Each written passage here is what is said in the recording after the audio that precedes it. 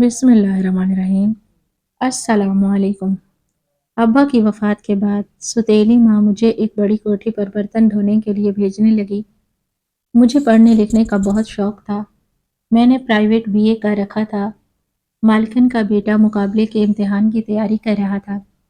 اس کی کتابیں لے کر میں نے بھی خوب محنت کی اور اس کے ساتھ ہی امتحان دے دیا۔ اماں کو اس بات کی خبر نہیں تھی اور پھر ایک دن جب میں کوٹھی پر برتن دھونے کے لیے گئی تو دروازہ کھولتے ہی میرے اوپر پھولوں کی بارش کر دی گئی، کیونکہ سامنے تو میرا نام ندا ہے۔ میں اپنے باپ کی بیٹی، بڑی لاڈلی بیٹی تھی۔ میرے بابا جان اگرچہ مالی طور پر مضبوط نہ تھے، لیکن ان کی دل کی وسعت ایسی تھی کہ ان کے ساتھ رہتے ہوئے کبھی غربت کا احساس ہی نہیں ہوا۔ وہ میری ہر چھوٹی بڑی خواہش کو پورا کرنے کی کوشش کرتے تھے، چاہے انہیں اپنے لیے کچھ بھی قربان کرنا پڑتا۔ میرے بابا جان میرے لیے صرف والد نہیں تھے، وہ میرے دوست بھی تھے، میرے محافظ بھی تھے، میرے خوابوں کے سب سے بڑے حامی بھی تھے۔ میری ماں بہت نیک اور صابر عورت تھی۔ میری دنیا میری ماں اور میرے بابا جان کے درمیان گھومتی تھی، لیکن میری دنیا اچانک اس وقت اجڑ گئی جب میری ماں ہمیں ہمیشہ کے لیے چھوڑ کر چلی گئی۔ وہ لمحہ میرے لیے ایسا تھا جیسے کسی نے میرے سینے سے دل نکال لیا ہو۔ میری ماں کے جانے کے بعد بابا جان بالکل ٹوٹ گئے، لیکن انہوں نے خود کو سنبھالا، شاید میرے لیے یا شاید اس لیے کہ زندگی کسی کے رکنے سے رکتی نہیں۔ کچھ مہینے گزرے اور پھر بابا نے دوسری شادی کر لی۔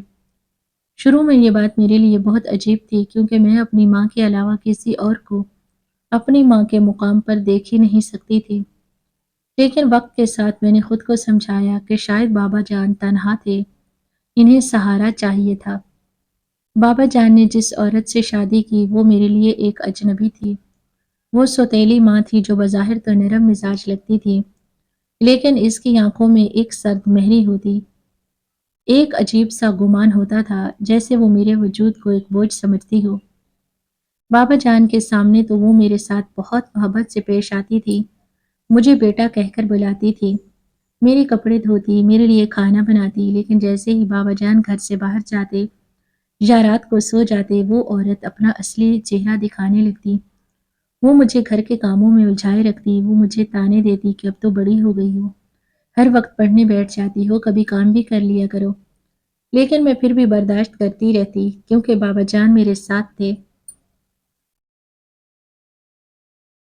اور جب تک وہ تھے تو میں خود کو محفوظ سمجھتی تھی، وہ میرے لیے ایک ڈھال تھے۔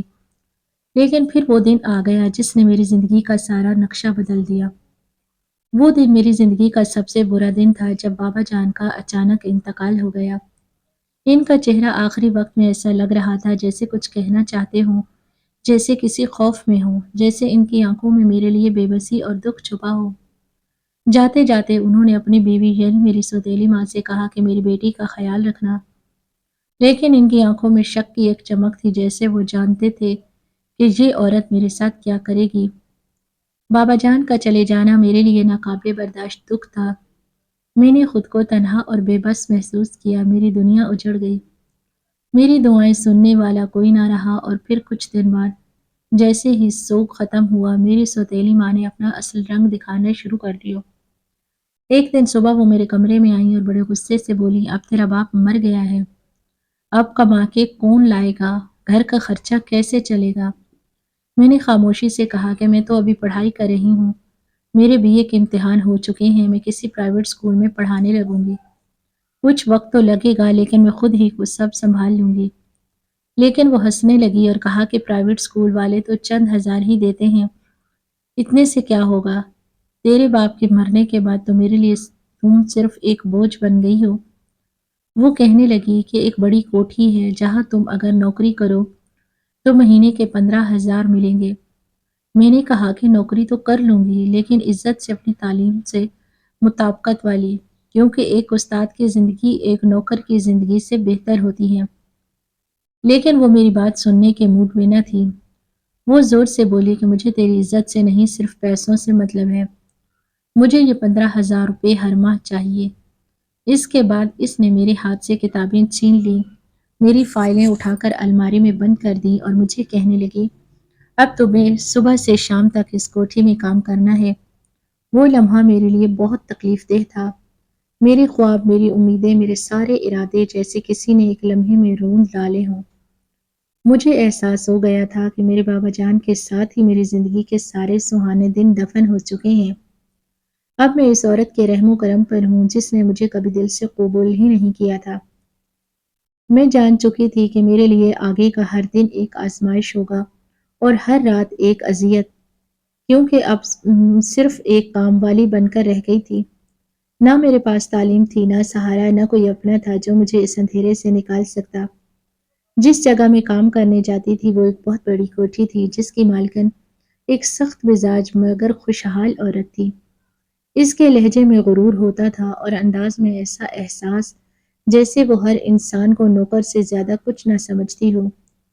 میں روزانہ صبح جلدی اٹھتی تھی، اپنی سوتیلی ماں کے دروازے سے گزرتی تھی جو نیند میں بھی اپنی زبان سے زہر اگلنے میں مصروف ہوتی، اور پھر اس کوٹھی کے لیے نکل پڑتی تھی۔ کوٹھی کا ماحول مجھے جیسے سادہ انسان کے لیے عجیب تھا، مگر میں نے خود کو حالات کے مطابق ڈھال لیا تھا۔ کام کرتے ہوئے میں چپ چاپ رہتی تھی، ہر کام خاموشی سے مکمل کرتی تاکہ کسی کو شکایت کا موقع نہ ملے۔ اس کوٹھی میں مالکن کا ایک بیٹا بھی تھا جس کا نام سفیر تھا۔ وہ میری ہی عمر کا تھا لیکن اس کا انداز اور گفتگو مجھ سے بالکل مختلف تھی۔ وہ میری طرف کبھی ایسی نظر سے نہیں دیکھتا تھا جو مجھے ناگوار گزرے، بلکہ وہ اپنے کام میں لگا رہتا اور اکثر کسی نہ کسی کتاب یا نوٹ بک میں مصروف رہتا تھا۔ ایک دن میں نے حسب معمول کام میں مصروف تھی اور کھانے کی ٹرے تیار کر کے اس کے کمرے میں لے گئی تو میں نے دیکھا کہ وہ فون پر کسی سے کہہ رہا تھا، یار یہ سوال ہی حل نہیں ہو رہا، لگتا ہے سر کے پاس جانا پڑے گا۔ وہ تھوڑا پریشان لگ رہا تھا۔ جیسے ہی اس نے فون بند کیا میں نے آہستہ سے کہا، چھوٹے صاحب آپ کا کھانا، اور ٹرے اس کے سامنے رکھ دی۔ وہ جلدی سے اٹھا اور بولا، سائڈ پہ رکھ دو، میں ابھی ہاتھ منہ دھو کر آتا ہوں۔ وہ چلا گیا اور میں نے کھانے کی ٹرے سائڈ پر رکھی، لیکن میرا دھیان اس سوال کی طرف چلا گیا جو وہ حل کرنے کی کوشش کر رہا تھا۔ تجسس کے مارے میں نے سوال دیکھنا شروع کیا۔ مجھے وہ سوال سمجھ آ گیا کیونکہ میں نے ایسا ہی سوال اپنے بی اے میں کیا تھا۔ میں نے بغیر کسی جھجک کے وہ سوال حل کر دیا اور پھر ٹرے کو سلیقے سے ٹھیک کیا اور کمرے سے نکل گئی۔ تھوڑی دیر بعد جب وہ واپس آیا تو میں نے اس کے چہرے پر الجھن دیکھی، لیکن وہ کھانے میں مصروف ہو گیا۔ آدھے گھنٹے بعد اس نے کسی اور ملازم کو بھیج کر مجھے بلوایا۔ میں ڈر گئی کہ پتہ نہیں کیا بات ہے۔ میں دبی دبی چال چلتی اس کے کمرے میں پہنچی تو اس نے فوراً سوال والی کاپی میری طرف بڑھا کر کہا کہ یہ سوال تم نے حل کیا تھا؟ میں نے آہستہ سے کہا، جی۔ اس نے حیرت سے میری طرف دیکھا اور بولا، اتنا مشکل سوال تم نے کیسے کر لیا؟ میں نے نظریں جھکائے ہوئے جواب دیا، کیونکہ میں پڑھی لکھی ہوں۔ وہ حیرت میں ڈوبا رہا، جیسے اس نے میری ذات کو پہلی بار کسی اور زاویے سے دیکھا ہو۔ اس نے پوچھا، تم نے کہاں تک پڑھا ہے؟ میں نے کہا، میں نے بی اے کیا ہے اور میں آگے بھی پڑھنا چاہتی تھی، لیکن حالات نے مجھے یہاں پہنچا دیا۔ اس کے چہرے پر ایک افسوس کی جھلک ابھری۔ اس نے کہا کہ کوئی بات نہیں، تم اب بھی پڑھ سکتی ہو، میری کتابیں لے کر پڑھ لو، میں مقابلے کے امتحان کی تیاری کر رہا ہوں۔ میں نے آہستہ سے کہا کہ وہ تو میرا بھی خواب تھا، لیکن اب مجھے نہیں لگتا کہ میں کامیاب ہو سکوں گی، کیونکہ حالات اجازت نہیں دیتے۔ اس نے کہا، کامیابی ایک دن میں نہیں ملتی، تم اس دفعہ صرف تجربہ کے طور پر امتحان دے دو، کچھ سیکھو گی تو اگلی بار زیادہ بہتر تیاری ہو جائے گی۔ اس کی بات میں ایک امید تھی اور ایک روشنی تھی جو میں نے مدتوں بعد محسوس کی۔ میں نے دھیرے سے کہا، یہ بات بھی ٹھیک ہے۔ اب میں کام کے بعد اس کی کتابیں چپکے سے لے کر پڑھنے لگی۔ وہ جب فارغ ہوتا تو ہم مل کر پڑھتے، وہ جو سمجھتا مجھے بتاتا اور میں جو جانتی وہ اسے سمجھاتی۔ ہم دونوں ایک دوسرے کے لیے ایک مددگار بن گئے، لیکن یہ ساری باتیں ہم خفیہ رکھتے، کیونکہ اگر مالکن کو ذرا سا بھی شک ہو جاتا تو میری نوکری خطرے میں پڑ سکتی تھی۔ مجھے یہ بھی ڈر تھا کہ اگر سوتیلی ماں کو پتہ چل گیا تو وہ تو مجھے گھر سے ہی نکال دے گی، لیکن سفیر بہت مددگار تھا، وہ میرے لیے کتابیں الگ کر دیتا وہ سمجھانے کے لیے وقت نکالتا اور کبھی کبھی مجھ سے کہتا، تم میری دوست ہو۔ جب اس نے پہلی بار مجھے اپنی دوست کہا تو میں کچھ لمحوں کے لیے خاموش ہو گئی، کیونکہ میں نے کبھی کسی غیر مرد سے ایسی بات نہ سنی تھی اور نہ ہی ایسا کسی تعلق کی اجازت دی تھی۔ لیکن اس کی آنکھوں میں کوئی غلط ارادہ نہ تھا، اس کے لہجے میں سچائی اور نرمی تھی۔ وہ صرف میری مدد کر رہا تھا اور میں نے محسوس کیا کہ اس کی دوستی میں بھی ایک مخلص اور خلوص تھا۔ اب ہم دونوں اکثر پڑھتے وقت ایک دوسرے کی مدد کرتے، لیکن شاید کسی طرح یہ بات اس کی اماں تک پہنچ گئی اور ایک دن اس نے اپنی ملازمہ کے ذریعے میری سوتیلی ماں تک یہ شکایت بھجوا دی کہ ندا میرے بیٹے سے زیادہ ہی فری ہونے کی کوشش کرتی ہے۔ میں گھر گئی تو میری ماں مجھے کہنے لگی کہ اچھا، تو نے بھی اپنی ماں کی طرح یہ کام پکڑا ہے۔ تیری ماں نے بھی تو محبت کی شادی کی تھی اور تیری ماں کے انجام نے تجھے کچھ نہیں سکھایا کیا؟ اور اب تو نے بھی بڑی آسامی پھنسانے کے بارے میں سوچ لیا ہے۔ مالکن کے بیٹے کے ساتھ زیادہ فری ہونے کی ضرورت نہیں ہے، وہ تجھے نوکری سے نکال دے گی۔ میں نے بمشکل اپنی صفائی دی اور کہا ایسی کوئی بات نہیں ہے، میں نے کبھی اسے غلط نظر سے نہیں دیکھا اور نہ ہی اس نے مجھے۔ لیکن میری سوتیلی ماں کہنے لگی کہ پھر تیری شکایت کیوں آئی ہے؟ آخر کوئی تو بات ہوگی نا جو مالکن نے شکایت کرنا مناسب سمجھا۔ اس نے کہا کہ یہ آخری موقع ہے، اگر تجھ سے کوئی غلطی ہوئی تو یاد رکھنا، پھر تجھے اس سے بھی بری جگہ کام کرنے بھیج دوں گی، جہاں نہ عزت ہوگی نہ آرام۔ میں نے روتے ہوئے کہا، آپ کو بالکل شرم نہیں آتی میری عزت نفس کو یوں کچل کر رکھتے ہوئے؟ تو کہنے لگی، نہیں نہیں آتی ہے مجھے شرم، تیرے جیسے ناسور کے لیے شرم رکھ کے کیا کرنا ہے مجھے؟ اپنی زندگی کا تجربہ ہے، میں نے بہت دیکھ لیا ہے، مرد صرف ایک ہی مقصد کے لیے عورت کے قریب آتا ہے اور تو بھی کسی دن بھاگ جائے گی کسی کے ساتھ۔ سفیر سے جب یہ بات کی تو وہ بہت غصے میں آ گیا، کہنے لگا کہ ماں کو ایسی حرکت نہیں کرنی چاہیے تھی، نہ تو تمہاری ماں کو نہ میری ماں کو کوئی حق پہنچتا تھا کہ وہ ہماری نیت پر شک کریں۔ تم فکر نہیں کرو، میں ہوں نا۔ لیکن مجھے ایسے لگنے لگا تھا جیسے سفیر میرے بارے میں کوئی اور ہی جذبات رکھنے لگا ہے۔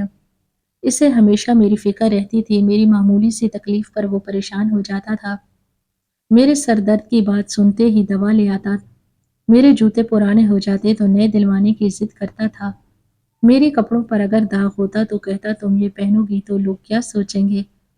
ان سب باتوں سے مجھے ڈر لگنے لگا تھا، کیونکہ میں ایسا کچھ نہیں چاہتی تھی، نہ میرے دل میں ایسا کچھ تھا اور نہ، ورنہ جو الزام مجھ پر لگا تھا وہ سچ ہو جاتا اور میں خود کو کبھی معاف نہ کر پاتی۔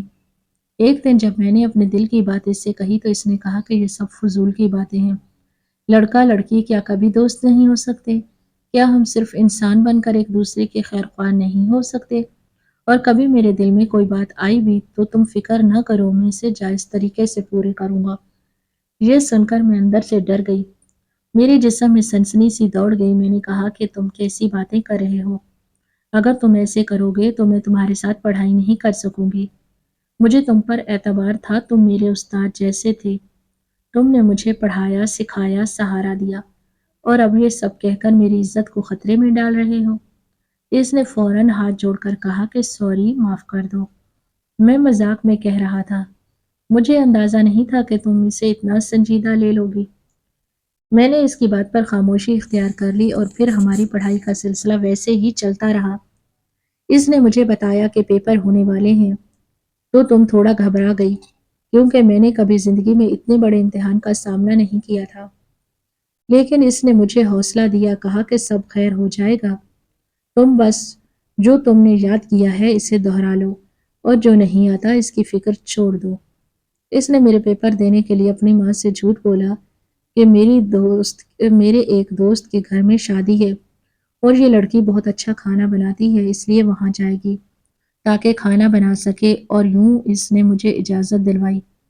میں دوپٹے سے چہرہ چھپا کر مرکز پہنچی تھی، ہاتھ میں داخلہ پرچی، کانپتے ہونٹ اور دھڑکتے دل کے ساتھ اندر جا کر پیپر دیا۔ سفیر دروازے پر کھڑا رہا تھا، جب میں نکلی تو اس نے کہا، شاباش، تم نے کر لیا۔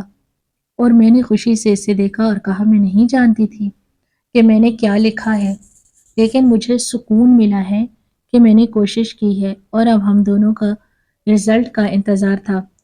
وہ بہت پر امید تھا اور میں بالکل بھی پر امید نہیں تھی، کیونکہ مجھے خود پر یقین نہیں تھا اور مجھے سفیر نے بھی پہلے ہی کہا تھا کہ تمہارے لیے یہ صرف ایک تجربہ ہے۔ لیکن میں سفیر کے لیے دعائیں کر رہی تھی، وہ اچھا انسان تھا، اس نے میرے ساتھ بہت اچھا کیا تھا، اس نے میری عزت رکھی تھی، میرا خیال رکھا تھا، میری پڑھائی کا خواب دوبارہ زندہ کیا تھا۔ اگر وہ پاس ہو جاتا تو میرے لیے یہ بہت بڑی خوشخبری ہوتی، جیسے میری محنت رائے گاہ نہ گئی ہو، جیسے میری دعائیں قبول ہو گئی ہوں، جیسے دنیا میں اچھے لوگوں کا نصیب اچھا ہونا بھی ممکن ہے۔ اس کی کامیابی مجھے اپنی کامیابی لگتی تھی اور میں ہر دن اللہ سے اس کے لیے کامیابی مانگتی تھی۔ میں راتوں کو اٹھ اٹھ کر دعائیں مانگا کرتی تھی، کبھی سجدے میں سر رکھ کر روتی تھی، کبھی آنکھیں بند کر کے صرف اتنا کہتی، یا اللہ اسے کامیاب کر دے، اس نے میرا اتنا ساتھ دیا ہے، میری اتنی مدد کی ہے، میری اتنی دعائیں لی ہیں تو اسے ناکام نہ کرنا۔ اور پھر جب کبھی میں یہ سب زیادہ دل سے کہنے لگتی تو سفیر مجھے کہتا کہ تم زیادہ ہی پریشان ہو رہی ہو، اتنی دعاؤں سے شاید اللہ بھی الجھن میں پڑ جائے گا۔ وہ ہنستا تھا، میں چپ ہو جاتی تھی، مگر پھر بھی میرے دل میں سکون نہیں آتا تھا۔ مجھے لگتا تھا کہ اگر اس نے مجھے اتنا سہارا دیا ہے تو میری بھی کچھ ذمہ داری ہے اور میری بس کی بات صرف دعا ہی ہے۔ اس نے کہا تھا کہ اگر میں پاس ہو گیا تو مجھے امید ہے کہ میں کمشنر لگوں گا۔ میں ہنسی تھی اور کہا تھا کہ یہ تو بہت بڑی بات ہے، پھر تمہارے لیے تو کوئی بڑی بات نہیں، کیونکہ تم سے پہلے سے یمین ہے، تمہارے لیے لہجے میں اعتماد ہے، تمہارے خوابوں میں روشنی ہے، تمہارے دل میں نیت صاف ہے۔ اس نے کہا ہاں، لیکن میں خود کچھ کرنا چاہتا ہوں، خود اپنے نام پر مقام بنانا چاہتا ہوں اگر کوئی مجھے دیکھے تو یہ نہ کہے کہ سفارش سے آگے آیا، بلکہ یہ کہے کہ اس نے خود کی محنت سے یہ مقام حاصل کیا ہے۔ اور پھر وہ دن آ گیا جس کا ہم دونوں کو انتظار تھا۔ رزلٹ کا دن میں تو سارا دن نوافل پڑھتی رہی، درود پڑھتی رہی اور دل ہی دل میں دعائیں مانگتی رہی۔ مجھے اپنے لیے تو بالکل بھی امید نہیں تھی، لیکن سفیر کے لیے بہت سی دعائیں کی تھی۔ میری آنکھوں میں اس کی کامیابی کا خواب تھا، جیسے وہ کامیاب ہو گیا تو میرے اندر بھی ایک چراغ جل جائے گا۔ میں نے اسے کہا کہ تم رزلٹ لے آؤ اور پریشان نہیں ہونا، سب خیر ہوگی۔ وہ گیا اور تھوڑی دیر بعد جب واپس آیا تو اس کے چہرے پر عجیب سی اداسی تھی، جیسے صدیوں کا غم آنکھوں میں اتر آیا ہو۔ میں ایک دم سے چونکی اور سمجھ گئی کہ شاید وہ پاس نہیں ہوا، اور میرے دل پر بوجھ سا آیا۔ لیکن اس نے آتے ہی کہا میں تو پاس ہو گیا ہوں۔ لیکن میں نے حیرت سے کہا پھر تم اداس کیوں ہو؟ اس نے کہا کہ تم پاس نہیں ہوئی۔ میرے دل کو جیسے کسی نے مٹھی میں جکڑ لیا ہو، جیسے آنکھوں کے سامنے اندھیرا چھا گیا ہو۔ میں نے گہرا سانس لیا اور مسکرا کر کہا کوئی بات نہیں، مجھے ویسے بھی امید نہیں تھی، میں تو بس دعا کی تھی کہ جو ہونا تھا وہ ہو گیا۔ لیکن وہ ایک دم سے ہنسا اور کہا پاگل، پاس ہو گئی ہو تم بھی اور میں بھی۔ میں حیرت سے اسے دیکھتی رہ گئی، مجھے تو یقین ہی نہیں آیا، جیسے یہ سب خواب ہو۔ کبھی میں ہنستی تھی، کبھی میں روتی تھی، کبھی خود کو چٹکی کاٹتی، کبھی اس کا ہاتھ پکڑ کر پوچھتی تھی کہ سچ کہہ رہے ہو نا؟ اس نے کہا بہت بڑی خوشخبری ہے، اور میں نے کہا کہ کس کو سناؤں خوشخبری؟ تم تو اپنی ماں کو سناؤ گے جو تم پر فخر کرے گی، جو تمہارے لیے خوش ہوگی۔ لیکن اگر میں نے اپنی ماں کو سنائی تو وہ کبھی خوش نہیں ہوگی، وہ تو الٹا یہ سمجھے گی کہ چلو اب کمائی کا ذریعہ بن گیا۔ سفیر نے کہا اس کو دفع کرو، آج کے دن تو مسکرا دو، آج کی خوشی کا حق ہے کہ تم کھل کر ہنسو۔ جب سے بابا اس دنیا سے گئے تھے میں نے کبھی اتنا سکون محسوس نہیں کیا تھا، لیکن آج پہلی بار میری مسکراہٹ واپس آئی تھی، اور وہ بھی کسی خلوص کی وجہ سے، کسی کے ساتھ کی وجہ سے۔ پھر پوسٹنگ کا سلسلہ شروع ہوا تو جیسے خواب حقیقت بنتے گئے۔ مجھے اندازہ ہوا کہ جو ہم نے برسوں پہلے چاہا تھا اللہ نے اسے اس سے بھی بہتر کر دیا تھا۔ میری سوتیلی ماں کو جب یہ خبر ملی کہ میں افسر لگ گئی ہوں تو وہ لوگوں کے سامنے بڑی خوش ہو رہی تھی، ہر کسی کو بتاتی تھی کہ میری بیٹی افسر لگ گئی ہے، میری بیٹی ہے، میری بیٹی ہے، جبکہ وہ تب یہ سب بھول چکی تھی کہ جب میں اس کے لیے محض ایک نوکرانی تھی، جب وہ میری پڑھائی بند کروا رہی تھی، جب وہ مجھے طعنے دیتی تھی، جب وہ میری عزت نفس کو رونتی تھی، اب اسے میری کامیابی اپنے لگنے لگی تھی، جیسے میں اس کی بیٹی ہوں۔ لیکن وہ مجھے سب یاد تھا، مجھے وہ راتیں یاد تھیں جب میں چپکے چپکے روتی، جب میں دیوار سے لگی ہوئی دعا کرتی تھی، جب میرے پاس کچھ نہ تھا، نہ وقت، نہ امید، نہ کوئی سہارا۔ اور اب جب پوسٹنگ کا وقت آیا تو واقعی سفیر کمشنر لگا اور میں ڈپٹی کمشنر۔ ہم دونوں کی زندگی جیسے خواب سے زیادہ خوبصورت ہو گئی۔ اب ہمارے درمیان وہ فاصلہ بھی نہیں رہا تھا جو پہلے نوکر اور افسر کے بیچ ہوتا تھا۔ اب ہم دونوں خود افسر تھے اور زندگی نے ہمیں وہ مقام دیا تھا جہاں عزت بھی تھی، وقار بھی تھا، اختیار بھی تھا۔ اور ایک دن سفیر نے مجھے فون کیا اور کہا کہ گھر آنا ہے، تم سے ایک ضروری بات کرنی ہے۔ میں نے کہا ٹھیک ہے، کیونکہ اب میں نے اس کے گھر جانا چھوڑ دیا تھا۔ نہ میں اب کام کے لیے جاتی تھی، نہ کسی مجبوری کے تحت، بلکہ اب ہم لوگ صرف فون پر رابطہ کرتے تھے، اور وہ بھی کبھی کبھار بات ہوتی تھی، کیونکہ ہمارا ٹریننگ اور پوسٹنگ کا عرصہ کافی لمبا اور مصروف ہوتا تھا۔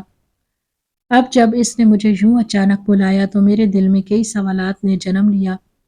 پتہ نہیں اس نے مجھے اچانک کیوں بلایا ہے، کیا کوئی اور مسئلہ ہے؟ کیا وہ کسی اور وجہ سے پریشان ہے، یا کوئی ایسی بات ہے جو وہ فون پر نہیں کہہ سکتا؟ میں نے سوچا شاید وہ چاہتا ہے کہ میں کسی بڑے فیصلے کے لیے تیار ہو جاؤں۔ شاید وہ اپنے دل کی بات کہنا چاہتا ہے، یا شاید کوئی اور بات ہے جس میں اس سے میری رائے چاہیے۔ میں نے تیاری کی اور دل میں کئی طرح کے خیالات لے کر اس کے گھر کی طرف روانہ ہوئی۔ راستے بھر میں ماضی کی ساری کہانیاں یاد آتی رہیں۔ وہ دن جب میں اس کے گھر برتن دھونے آتی تھی، جب میں اس کے لیے چائے بناتی تھی، جب میں اس کی ماں کی باتیں سنتی تھی، جب میں مالکن کہلائی جاتی تھی، اور اب میں اس کے برابر بیٹھی ایک افسر تھی جس کے فیصلے قانون میں درج ہوتے تھے۔ میں سوچتی جا رہی تھی کہ یہ زندگی کتنی بدل گئی ہے، اور انسان اگر محنت کرے تو رب اسے کہاں سے کہاں پہنچا دیتا ہے۔ پھر میرے قدم اس کے دروازے پر تھے جہاں سے میری عزت نفس بار بار زخمی ہوئی تھی۔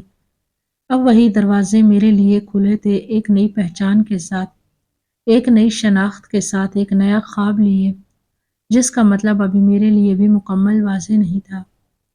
میرے دل میں ایسی ویسی کوئی بات نہیں تھی۔ مجھے نہیں لگتا تھا کہ سفیر کسی معاملے میں سنجیدہ ہے، کیونکہ اب تو اس کے پاس کرنے کے لیے اور بہت سے کام تھے۔ میں جیسے ہی گھر کے اندر داخل ہوئی تو میرے سر پر پھولوں کی برسات ہونے لگی۔ میں حیران رہ گئی کہ اتنے سارے پھول تھے۔ حیران تھی کہ کوئی اتنے سارے پھولوں کو کیسے اس گھر میں لایا، اور کس طرح سے اس نے یہ انتظام کیا، اور یہ انتظام کیوں کیا گیا تھا۔ میرا دماغ سوچنے سے قاصر تھا، لیکن دل ہی دل میں بہت خوش ہو رہی تھی۔ پھول تھے کہ ختم ہی نہیں ہو رہے تھے، مجھ پہ گرتے ہی چلے جا رہے تھے۔ جیسے ہی پھولوں کی برسات تھمی، میں نے نظریں اٹھا کر سامنے دیکھا تو سفیر میرے سامنے گھٹنوں کے بل بیٹھا تھا۔ اس کے ہاتھ میں ایک نازک سی انگوٹھی تھی جو میرے لیے تھی۔ میں نے کبھی سوچا بھی نہ تھا کہ زندگی مجھے اتنی خوبصورتی سے حیران کرے گی۔ میرے لیے یہ لمحہ خواب جیسا تھا، ایک ایسا خواب جو میں نے کبھی دیکھا ہی نہیں تھا، لیکن جو حقیقت میری آنکھوں کے سامنے تھی۔ سفیر نے نظریں جھکائے بغیر بہت نرمی سے کہا، کیا تم مجھ سے شادی کرو گی؟ میرے قدم جیسے زمین میں دھس گئے، میرے لفظ میرے لبوں پر آ کر رک گئے۔ میں اسے بس دیکھتی ہی رہ گئی۔ میری آنکھیں بھر آئی تھیں، لیکن ان میں آنسو خوشی کے تھے، خوشی ایسی جو برسوں کی محرومی کے بعد ملتی ہے۔ وہ لمحہ ایسا تھا جو میں ہمیشہ کے لیے دل میں قید کرنا چاہتی تھی۔ سفیر کی ماں بھی ہمارے پیچھے کھڑی تھی، اور ان کی آنکھوں میں بھی خوشی صاف جھلک رہی تھی۔ انہوں نے مجھے اشارے سے کہا کہ ہاں کہہ دو بیٹا، اور میری زبان نے خود بخود ہاں کہہ دیا۔ سفیر نے مسکراتے ہوئے انگوٹھی میری انگلی میں پہنا دی۔ ہم دونوں نے ایک دوسرے کے ہاتھ تھامنے کا فیصلہ کر لیا۔ وہ کمشنر تھا، میں ڈپٹی کمشنر تھی۔ ہم دونوں کے خواب ہمارے سامنے سچ بن چکے تھے۔ ہم نے نکاح کر لیا، ایک خوبصورت سادہ سی تقریب میں ایک دوسرے کے ہو گئے۔ ہماری زندگی جیسے مکمل ہو گئی تھی۔ میں نے اپنی سوتیلی ماں کو فون پر اطلاع دی کہ میری شادی ہو چکی ہے اور میں اب شوہر کے گھر ہی رہوں گی۔ انہوں نے فوراً کہا کہ میں بھی وہیں رہوں گی، لیکن میں نے انہیں نرمی سے کہا کہ نہیں، آپ میرے ساتھ نہیں رہ سکتی کیونکہ میرے شوہر کو یہ بات پسند نہیں ہے۔ میں نے ان کے لیے شہر کے بہترین علاقے میں ایک فلیٹ لے لیا جہاں پر ہر سہولت موجود تھی۔ میں ہر ماہ راشن بھجواتی اور وہ جو رقم مانگتی میں خاموشی سے دے دیتی۔ میں نے کبھی یہ نہیں کہا کہ میرے پاس نہیں ہے یا میں نہیں دے سکتی، لیکن میں نے دل میں ایک فیصلہ رکھا کیونکہ انہوں نے میری زندگی میں جو تلخیاں گھولی وہ اتنی آسانی سے ختم نہیں ہو سکتی تھی۔ میں نے کبھی ان کو برا بھلا نہیں کہا، بلکہ ہمیشہ ماں کہا، ان کے منہ پر بھی اور پیٹھ پیچھے بھی، کیونکہ میری تربیت نے مجھے یہی سکھایا تھا کہ اگر کوئی تمہیں تکلیف دے تو تم بدلے میں اچھا سلوک کرو۔ میں نے اپنی کامیابی کو ان کے طعنوں کا جواب نہیں بنایا، بلکہ ان کی ضروریات کا وسیلہ بنا دیا۔ میں جانتی تھی کہ انہوں نے میرے ساتھ زیادتی کی، لیکن میں نے بدلے میں صرف خاموشی اور بھلائی کو چنا، کیونکہ میں نہیں چاہتی تھی کہ وہ میری کامیابی کو اپنی شکست سمجھیں۔ میں نے انہیں اپنے سے الگ رکھا لیکن عزت دی۔ سفیر نے بھی کہا کہ جس نے تمہارے دل کو دکھ پہنچایا ہو، میں اس کو اپنے گھر میں برداشت نہیں کر سکتا، اور میں نے کہا کہ تمہارا حق ہے، میں تمہارے فیصلے کی قدر کرتی ہوں۔ ہم دونوں نے اپنی زندگی کی شروعات بہت سادگی سے کی، لیکن اس سادگی میں جو سکون تھا وہ شاید بڑے بڑے محلات میں بھی نہیں ملتا۔ میرے دل میں ایک خلش ضرور تھی کہ اگر میرے اپنے ماں باپ زندہ ہوتے تو یہ خوشی ان کی آنکھوں کا خواب ہوتی۔ شاید وہ مجھے اس مقام پر دیکھ کر فخر سے دنیا کو بتاتے کہ یہ ہماری بیٹی ہے۔ شاید میری ماں میری پیشانی چومتی اور میرے بابا جان میری کامیابی پر دعائیں دیتے، لیکن قسمت کو کچھ اور ہی منظور تھا۔ مجھے اندازہ تھا کہ ان کی دعاؤں نے ہی مجھے یہاں تک پہنچایا ہے۔ ان کے نہ ہونے کے باوجود ان کی دعاؤں کی تاثیر میری زندگی میں موجود رہی۔ سفیر ہر وقت میرا خیال رکھتا تھا۔ وہ نہ صرف ایک شوہر بلکہ ایک بہترین دوست بھی تھا۔ ہمارے درمیان عزت، محبت اور اعتماد کا رشتہ تھا جو دن بدن مزید مضبوط ہوتا جا رہا تھا۔ ہم نے اپنی پوسٹنگ کے دوران ایک دوسرے کو مکمل سپورٹ کیا اور کبھی کسی معاملے میں ایک دوسرے پر بوجھ نہیں ڈالا۔ ہماری زندگی خوشیوں سے بھر گئی تھی۔ ہم دونوں نے فیصلہ کیا کہ ہم اپنے جیسے بچوں کے لیے ایک تعلیمی ادارہ قائم کریں گے تاکہ وہ بچے غربت یا مجبوری کے باعث تعلیم سے محروم ہو جاتے ہیں ان کو ایک نئی زندگی دے سکیں۔ یہ فیصلہ ہم دونوں کے دل سے نکلا تھا کیونکہ ہم دونوں نے زندگی کی تلخیوں کو قریب سے دیکھا تھا۔ ہمیں معلوم تھا کہ تعلیم کتنی طاقتور چیز ہے اور ایک کتاب، ایک قلم اور ایک استاد کس طرح سے قسمتیں بدل سکتے ہیں۔ ہم نے اپنے ماضی کو پیچھے چھوڑ کر اپنے حال کو بہتر بنانے کی کوشش کی اور مستقبل کو سنوارنے کے لیے خود کو وقف کر دیا۔ میں اکثر راتوں کو سوچتی تھی کہ اگر میں اس دن ہمت نہ کرتی، اگر میں خود کو حالات کے آگے جھکا دیتی، اگر میں سفیر کا ساتھ نہ پاتی تو آج کہاں ہوتی؟ شاید وہی برتن دھو رہی ہوتی، شاید کسی اور کے تانے سن رہی ہوتی، لیکن میں نے ہار نہیں مانی اور یہی میری کامیابی کی بنیاد بن گئی۔ اللہ نے میری نیت دیکھی، میرے صبر کو پرکھا اور پھر مجھے اس مقام تک پہنچا دیا جہاں میں اپنے جیسے بے شمار لوگوں کے لیے روشنی کی کرن بن گئی۔ میری زندگی کا ہر دن اب مقصد سے بھرا ہوتا۔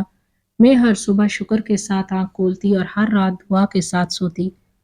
میری زندگی میں اگر کوئی کمی تھی تو وہ صرف اپنے ماں باپ کی موجودگی کی تھی، لیکن میں جانتی تھی کہ وہ جہاں بھی ہوں گے میری کامیابی کو دیکھ کر خوش ہوں گے، اور یہی سوچ میرے دل کو سکون دیتی تھی۔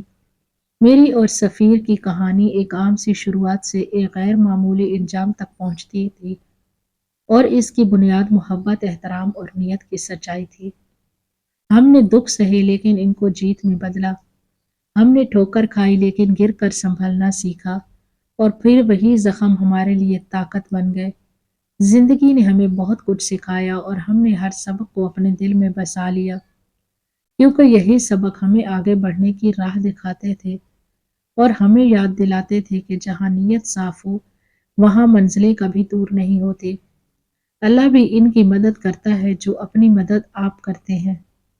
آپ کو میری کہانی سن کر کیسا لگا؟ اپنی رائے سے ضرور آگاہ کیجیے گا۔ باقی میں آخر میں بھی یہ ضرور کہنا چاہوں گی کہ ہر کسی کو مطلب کی ضرورت ہوتی ہے، جیسے سفیر تھا میری زندگی میں مدد کرنے کے لیے۔ ایسے میں اگر کوئی آپ کی مدد کرنے کے لیے موجود ہو تو اس کا ہاتھ ضرور تھامیں، کیونکہ ہر کسی کے لیے کوئی نہ کوئی ہو تو اس سے بہتر کیا بات ہو سکتی ہے۔ اور جو درد چھپاتے ہیں ان کو دوا نہیں ملتی۔ جو بات سچ ہے، اگر سفیر نہیں ہوتا تو میں اس مقام پر کبھی نہ پہنچ پاتی۔ ہماری آج کی یہ کہانی آپ کو کیسی لگی؟ کمنٹ باکس میں اپنی رائے کا اظہار ضرور کریں۔ مزید اس طرح کی سبق آموز کہانیاں سننے کے لیے ہمارے چینل کو لائک کریں۔ شکریہ۔ چینل کو سبسکرائب کریں، ویڈیو کو لائک کریں۔ شکریہ۔ اللہ حافظ۔